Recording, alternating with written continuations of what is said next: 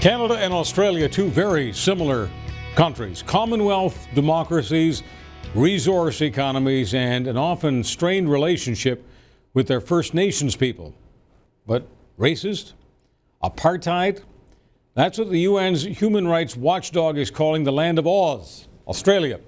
Is this a fair comparison, and will the finger be pointed at Canada? Hillel Neuer is the executive director at UN Watch, and he's joining us from Toronto. Mr. Neuer, thank you very much for doing this. My pleasure. Well, we'll get to Canada in just a moment, but let's focus on Australia. Why are some people at the UN looking at Australia as some sort of latter-day South Africa?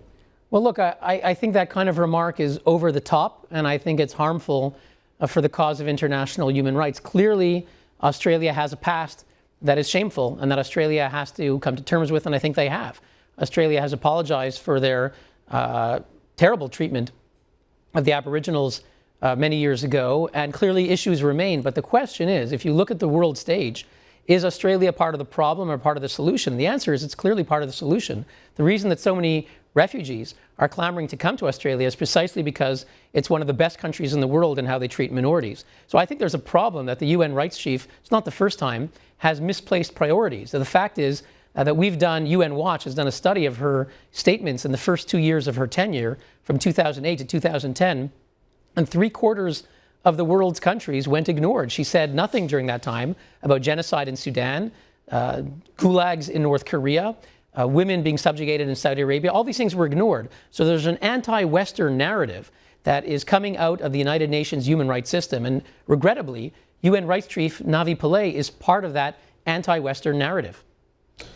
What is the Human Rights Commissioner of the United Nations? And I'm sorry, I'm even sarcastic when I throw out those words, sir, and I apologize for that. Just that I take human rights seriously, and so do citizens of our nation. And when I put the words United Nations beside Human Rights Commissioner, we've got a problem, and that's because of so many countries that sit on these human rights commissions that have no human rights, and they pontificate. But let me just ask you this question. What does the United Nations Human Rights Commissioner think of Iran?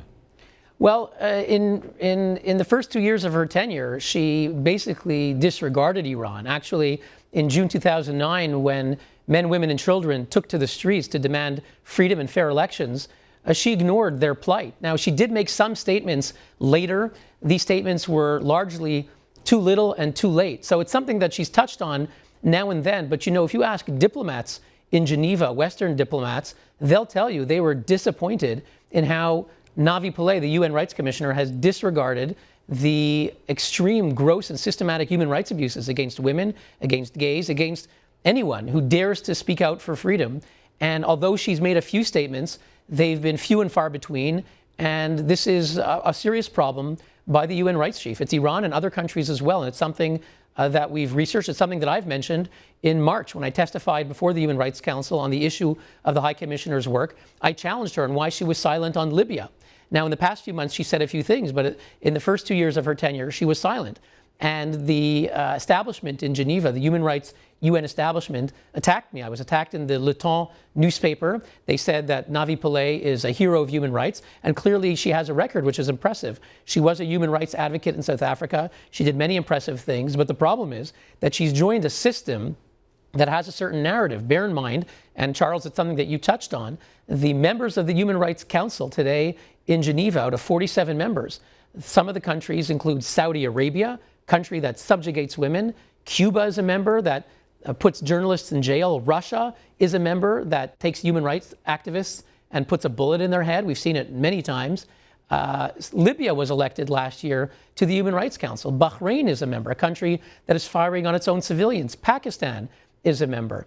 And you go on and on. China, a country where 1/5 of the world's population are systematically denied freedom of speech, freedom of assembly. Mr. Neuer, let's just cut to the chase and say these words very plainly so that the whole country can hear them.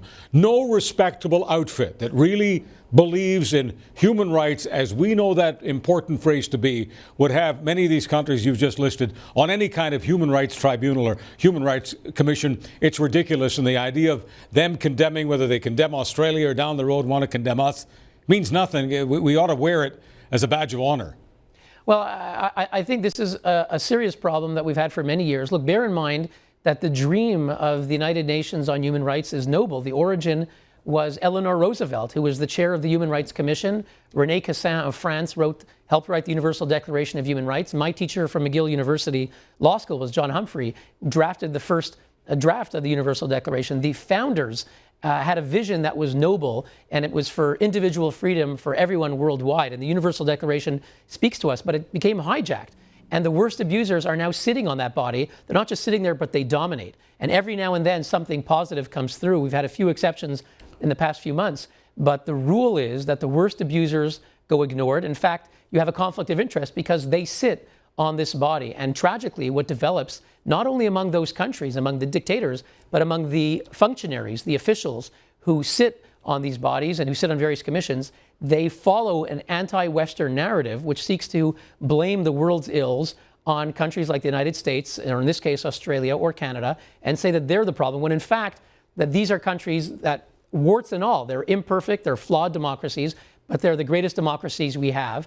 And it is a serious question about why, in the scarce time and attention that the UN rights chief has, why is she visiting Australia? Why is she not in Sudan? Why is she not in Syria? Why is she not in North Korea? You know, a few months ago, when the Middle East was aflame... I'll tell you why she's not, because she's preaching to her own choir.